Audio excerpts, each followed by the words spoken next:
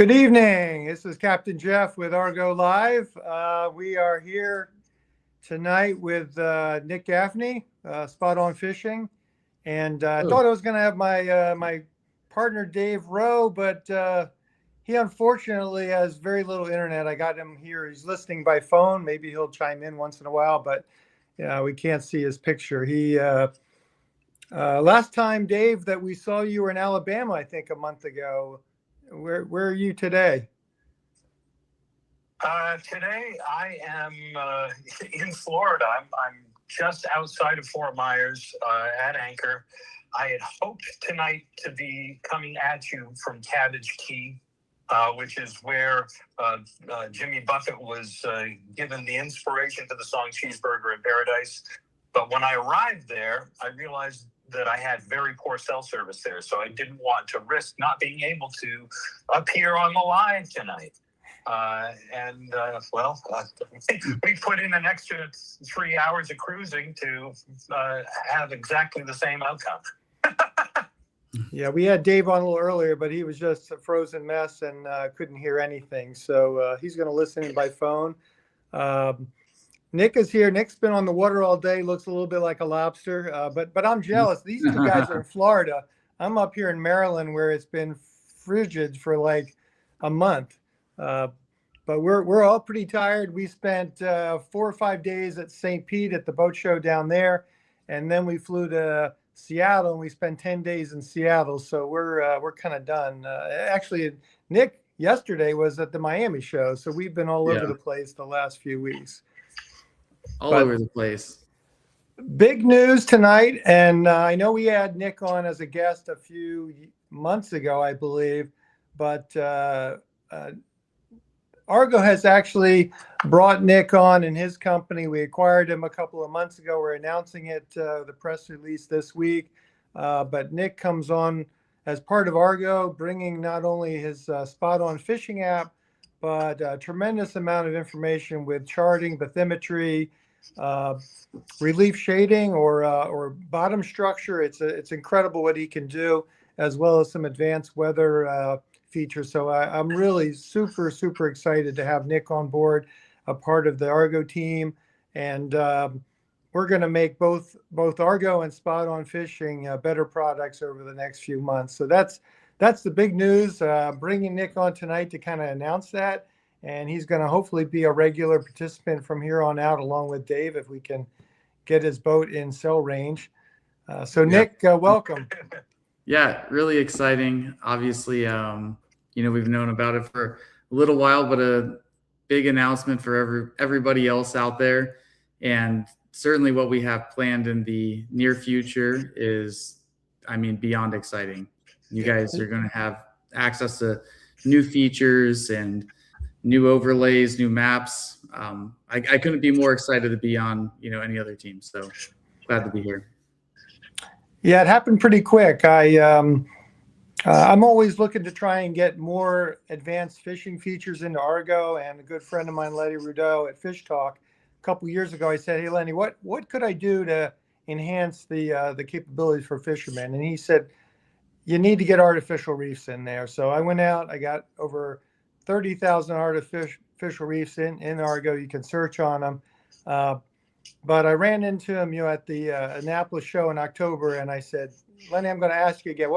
What could I do to really enhance the Argo app, for fishermen?" And he said, "Well, there's this Spot On." And he was trying to remember Nick's name, but right away I knew who he was talking about, because Nick and I had met at the Fort Lauderdale show a year ago. And probably 2 days later, I ran into him at IBEX, and 2 weeks later, we were talking about how we could come together. And so it happened fast, but we're both super excited about what it means for both our products and what it means to you folks out there. I think we're going to really have a dynamic app, Argo app and Spot On Fishing app. So no doubt. I know Dave's excited. He's pretty quiet here on the phone, but he's super excited as well. I'm real excited. I've been seeing already what Nick has been doing behind the scenes to bolster what we've been trying to do for the last few years with Argo, and it's just, I mean, we've kicked into overdrive, and I'm seeing some improvements in areas that we really needed it, and detail that we really needed. I think hang on, fasten your seatbelts. The next year of Argo improvements are just going to blow your hair back. Yeah, we'll talk a little bit about that before we leave here tonight. We've got 3.0 coming out soon, and we'll talk a little bit about what that means. We do have a few people on board. I see a comment came through just saying good evening from Punta Gorda, so not far from you, Dave. I got Went right by it today. There you go. Yeah, you did go right by it. So we're here to answer questions, and all three of us, even though you don't see Dave, we've got him on board to answer any questions, any Argo questions, spot on questions, or any boating in general. We have looks like another comment here. I wish I had some good questions, but I'm here just waiting for the Chesapeake to warm up. Yeah, we all are. I do think we have a little bit of warm weather coming, but it's going to be a while before we get the boats in the water for sure. I guess some of the things that we have going on, I only had a couple of things I wanted to kind of talk about tonight in terms of new features, and I was hoping we could demo them for you. But Dave's also acts as our demoer for some of these features. Recently, actually, I was talking to one of Dave's very good buddies, and he was creating some routes in Argo, and the one thing that bothered him was not that it couldn't complete the route, but when it did, it took him through bridges that he shouldn't go through, or it took him through shallows that he shouldn't go through, because there was really no other way to get there. At least our algorithm could not figure out a way based on his vessel parameters. It was the only way to go, but there was no real communication as to, okay, we created a route for you, but you have problems. So you better look over the route. You might need to figure out a better way. So we've added much better communications in terms of bridge clearance data that you need to take a look at. Either your boat height is too high for that bridge, or perhaps we don't have the clearance data in there yet. Same with depth data. Either we don't have the depth data from NOAA, or it's much shallower than your draft. So these warnings are going to pop up, make you a lot more aware, so you can kind of scrutinize the route a little closer. And we got a couple of questions coming in, or comments. Greetings from Stinkpot, and for those of you who don't know Stinkpot, that is Dave and Stacy. They're well known on the Great Loop. They kind of became someone to watch when they did the loop, and people are still following them today. In fact, we'll be at boat shows, and they come in not to see Argo, but they come in to see Stinkpot. Both just to see them. They're little celebrities. So. Yeah, Stacy says, sorry we couldn't get Captain Dave's face on the screen. No cell service. Thanks for tuning in live. Well, hi, Stacy. Stacy's always in the background and tells us when things aren't working right. So it's good to have some eyeballs on what's going on. So Keith's got a question here. He says, I'm not all that familiar with Argo, and I'm new to the trawler cruising world. On a high level, what makes Argo unique, and what special value proposition does it present for someone like me? Well, boy, after 3 boat shows, we're all prepped and ready for these kinds of questions. So, Dave, you're from the trawler cruising world, as you know. You live on your boat, and you have for 7 years. You've been cruising the Great Loop and still on your way around. What would you say to this gentleman? Why is Argo unique? Why did you start using it years ago? Well, Argo brings an awful lot to the table. When you get right down to it, the ability to plot not just the app that I come from was Navionics, and they limit you to 200 miles as the crow flies as far as planning goes. And I always found that to be terribly limiting. And Argo lets me plot all the way up the East Coast and in seconds, and I'll know what my fuel burn is going to be, how many hours I'm going to be standing at the helm. So I really have a lot of information immediately to plan how long it's going to take me to make any run, which is, to me, priceless. I really enjoy the ease of search. I think the search features in Argo just can't be understated. The ability to search on even waypoints, which I think is something that you can't do in any other product. It's just invaluable. So if I want to, really lay out a nice long trip, it only takes a few minutes, and I know exactly where I'm going, exactly how I'm getting there, where I'm stopping for fuel, in no time flat. Yeah, I think Dave summed it up pretty well. It's a very easy to use app, maybe one of the easiest, and it's a great planning tool. It has the best auto routing. It's the fastest and most accurate auto routing you'll find, and we have people looking to use that auto routing right now.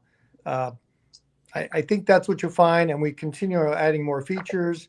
We're very responsive, although the next question, the commenter might question that we're usually very responsive in terms of questions. We listen to our user base and we take in the feedback. We try to implement those features, things that they want into the app. We're available in the U.S., Canada, down in the Caribbean, but with Nick's help, we're really going to be expanding fast, putting better detailed charts together and expanding internationally this year. But for the U.S., I think what you're going to see is much more detailed chart data, better bathymetry, better structure when it comes to the sea bottom. So a lot of good things coming there. But happy to have you. New user, a new trawler, a new boater to the trawling world. Happy to have you. Yeah. So this next commenter says, when I edit a trip on the desktop app, our web app, I lose the location names and just have the coordinates. I reported previously, but I'm guessing the boat shows have delayed you. Is there any update? Yes, it might have delayed us. And we have had some issues with the web app, particularly with the latest push. Noticed last night, we had a couple of people reach out to us last night. I guess the information panel that provides the distance, the duration, the fuel burn disappeared. We also noticed that the in-channel routing wasn't working on the web app, and I also noticed some of the color changes weren't updating as they should. So apologize for that. My developers heard about it first thing this morning. They're working on it, and I'm guessing we're going to have it back up and running tomorrow. It doesn't take long to get the web app fixed. Fortunately, you don't have to send it through the App Store and the Play Store and get it reviewed, approved, and then released. So, if we missed one there, being at the boat shows, apologize. But we should have it up and running tomorrow. And we've got another comment question from Captain Kev Wright. Hi from Chicago. Is there any way to put a temp note on a point? For XMPL, I took a boat from here to Alabama in December and had a very low Mississippi River. Many anchorages were not available, and I'd like to note that. So you can, for places in the app, you can add reviews.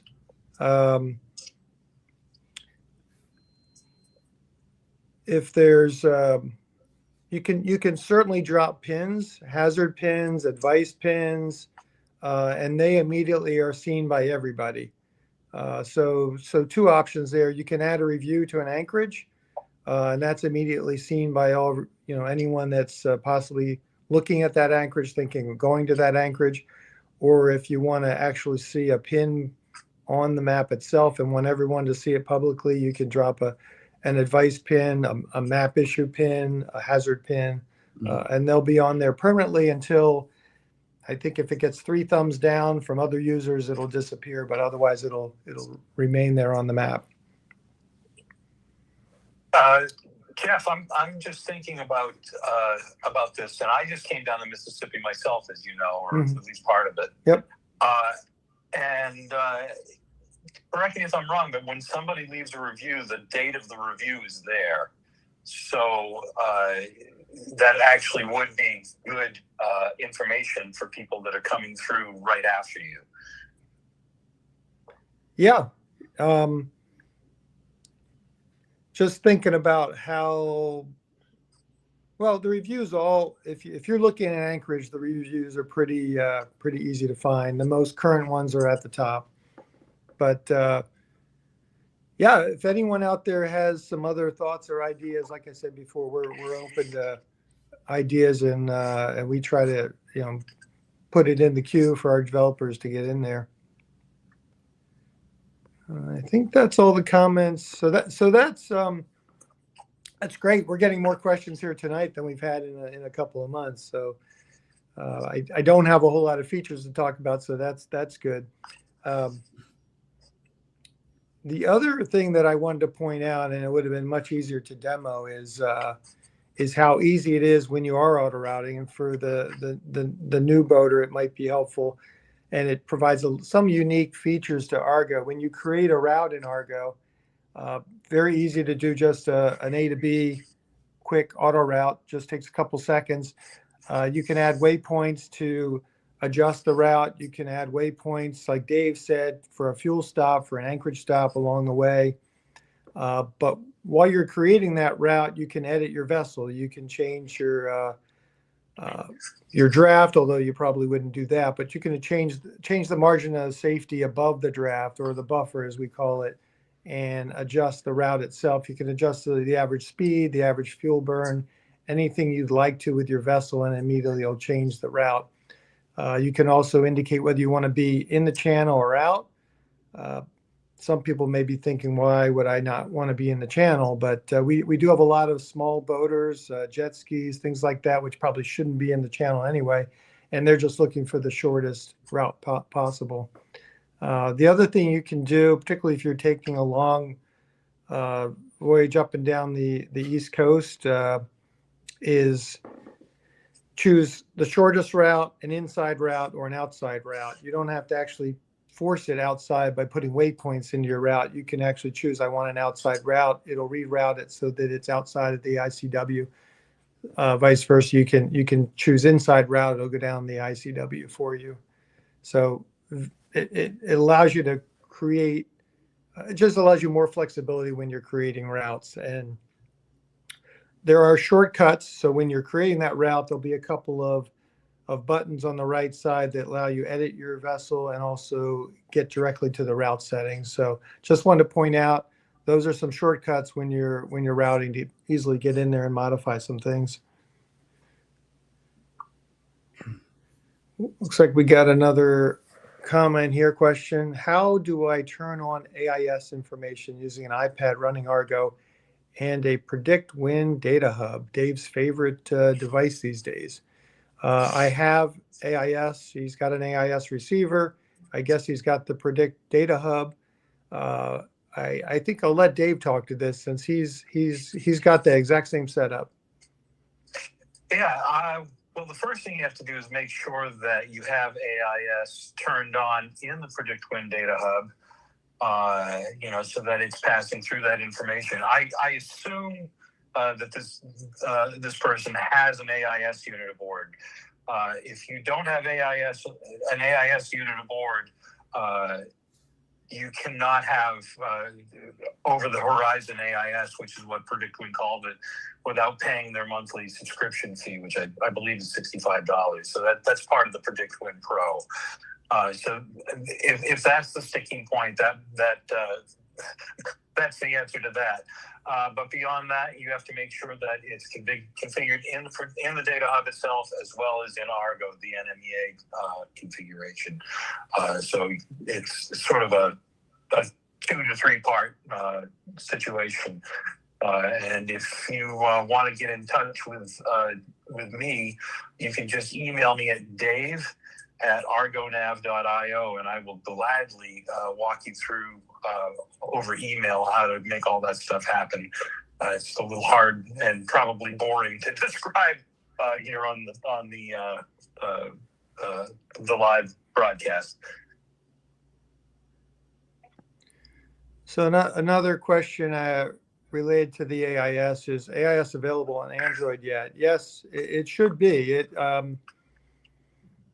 We initially released it only for iOS, but it should be available, for Android now as well. There's still more that we intend to do with AIS. I guess, Dave, you can talk to that a little bit. I mean, we do have it working, but I know there's a few more things that I know Dave was hoping we'd add. Oh yeah. Well, I wanted to dispel a little bit of confusion that I think may be cropping up here. Argo does not have dedicated AIS. It is using AIS via an MEA. So if you have an MEA gateway on the boat, you need to then you can use an AIS unit with it and have AIS in Argo. But if you don't have the gateway and you don't have an AIS unit, you're not going to just get AIS in Argo. We've been discussing ways that we might do that in the future, but it's not there yet. But yeah, AIS via an MEA is available on Android at this point. Yeah, and there's some more we're going to do in terms of alerting you when there could be a possibility of crossing paths with another vessel. Right now, you can just see the other AIS vessels that are out there. We had another suggestion here. Kind of goes back to coming down the Mississippi. Maybe for long-range future, it's not available now, but have Argo adjust time of voyage based on current. Again, like transitioning from downstream to upbound Ohio River. Yeah, most definitely. When you're in a slow-moving trawler or a sailboat, the current can really affect your ETA, your timing. And we can talk to that a little bit with 3.0 that's coming out. We are doing some really advanced weather features to include current, and following up after that will be weather routing. So we'll be able to adjust, the ETA, the time, give you kind of the best windows to go, based on wind and current. So that's all coming. So yeah, I'm super excited about that, and I think it's gonna be here this year. Yeah. So, Nick, I know we kind of glossed over the whole acquisition and spot on fishing, but did you want to give the audience a little overview of spot on fishing and what it is and what it brings? So spot on fishing, much like Argo, is a very easy to use application. And we focus on a strong user experience that kind of works through a community, meaning they help support us with different things from routes to new fishing spots. But our specialty really comes in with high resolution aerial mapping and high resolution bathymetric maps, so structure maps of the seafloor. And the crossover from spot on, which is used for sport, we're using this structure to pinpoint fishing locations, really has some nice crossover into the Argo world now that you'll be able to visualize the ditch in a better way than ever. And it's also going to enhance the existing charts that we have on Argo, meaning that your contours are going to improve. You'll have just more detail and new places. So the ultimate crossover between the two is quite nice. Obviously, we're really looking forward to what Argo can provide spot on from the navigation aspect. But we always worked on kind of the opposite end of the world, where it was really just focused on different detailing of ultra high resolution charts. And same thing goes with weather. So things that you're going to see coming up into the Argo world is what we provide our users as a way to showcase the rain and lightning, separate the two, have transparency features and forecasting and wind. So we're really excited about obviously what Argo is going to share with us, but more importantly, what we can share with you. And where the app is going is it's just going to be pretty crazy. So how's it help you catch more fish? So spot on really helps you catch more fish. There's a science to fishing, right? But we understand habitats, typical depths that that fish is living in, and we can look at these maps and identify rocky structure, ledges, drop offs, muddy areas, and then we also incorporate sea surface temperature, seeing where those breaks are, what the current is doing. And now you can actually just visualize yourself on the map fishing those spots. And, personally, I like it because it helps improve the fishery.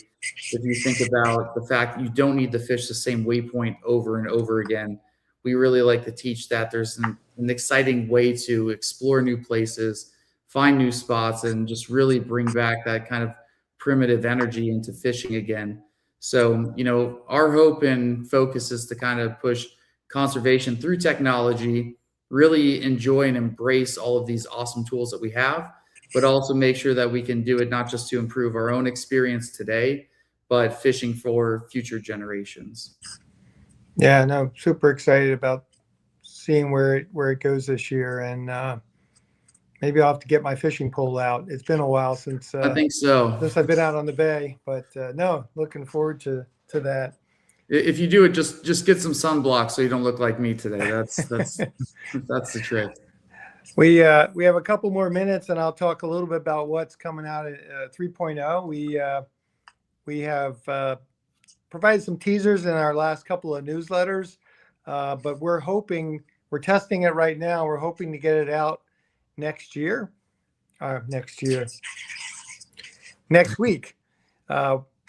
I was reading a comment and talking. Don't do that at the same time. Yeah, no, I think next week or the week after, we hope to get 3.0 out, and what we're bringing in is a new base map, the performance increase is going to be pretty substantial. There's going to be less usage of your CPU, less battery usage. Everything's going to be a lot more responsive. It's going to be a new look. Even the 3D look is really, really clean. So excited about that. And that's also going to allow us to do some interesting things like dynamic depth numbers. So it will no longer be baked into the map itself. So when you rotate the map, the numbers aren't going to rotate with the map. They're going to stay horizontal. And some of the things that Nick is talking about, an overlay of wind, of current, of waves, of sea temperatures, things like that. All of this is going to be coming into the app pretty quickly over the next month. So super, super excited about where 3.0 is going. So hope. We've been looking at it for a couple of months now, getting it ready. We're doing some of the final tests now, and hope to send it off to the App Store and the Play Store next week for their review. I know each year we come out with something new. Last year, waypoints and enhanced auto routing, and this year with 3.0. So super excited. Comment here, Jeff. Maybe you answered this elsewhere. Do you have the option to see the Corps of Engineers marine maps so you can see the most recent depths and dredging, especially along the ICW? Super question. Some people don't realize it, but we have the Army Corps surveys within our depth mesh. So it's kind of blended in with all the NOAA data and the other depth data that we have. So it doesn't pop like you might have seen from someone like Aquamap. But when you adjust the depth shading along the ICW, it's incorporating both NOAA and the Army Corps depth shading. But I know Dave hasn't been necessarily real happy with what we've done with the Army Corps, particularly when he's coming down the Mississippi and some of the inland rivers and the ICW.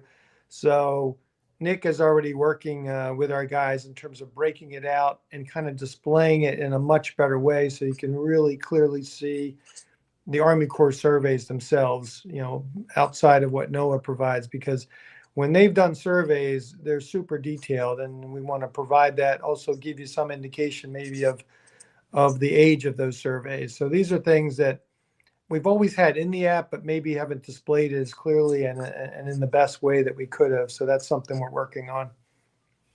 Yeah, it's there already, but one thing that we are working on is another enhanced visualization of that. So yeah, you will see that coming in the future as well. Yeah, what we typically do with depth data is we look at all the sources that's available. NOAA and the Army Corps are the biggest, and then we take a look at the dates of those soundings, and we obviously prioritize the newer data.